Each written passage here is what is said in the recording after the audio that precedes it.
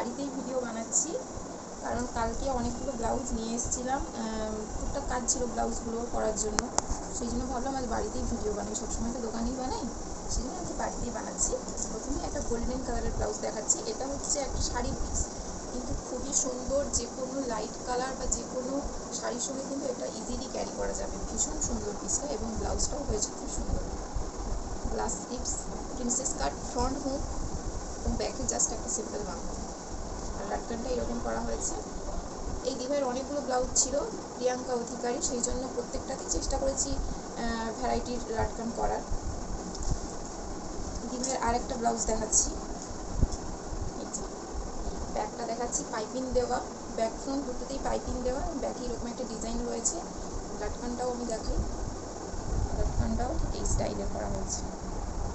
এরকম লাটকান আমি আগেও বানিয়েছি, ভিডিওতে আছে, তোমরা হয়তো দেখেছো। লাটকানগুলো দেখতে ভালো লাগে। আর স্লিভসে একটা সুন্দর ডিজাইন। এই স্লিভসটা এখন ভীষণ ট্রেন্ডিং চলছে। তোমরা অনেকেই দোকানে এসে এই ধরনের স্লিভসগুলো বানাতে চাও, কিন্তু একটাই কন্ডিশন, পিসটা কিন্তু বড় হতে হবে, কারণ এই কুচিগুলো দেওয়ার জন্য আমার কিন্তু অনেকটা কাপড়ের প্রয়োজন হয়।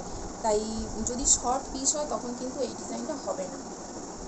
সেই জন্য তোমরা যারা এই ধরনের স্লিভস বানাতে চাও তারা কিন্তু শাড়ির পিসটা সেইভাবেই কাটবে, বা বড় পিসে এই ধরনের স্লিভসটা বানানোর চেষ্টা করবে।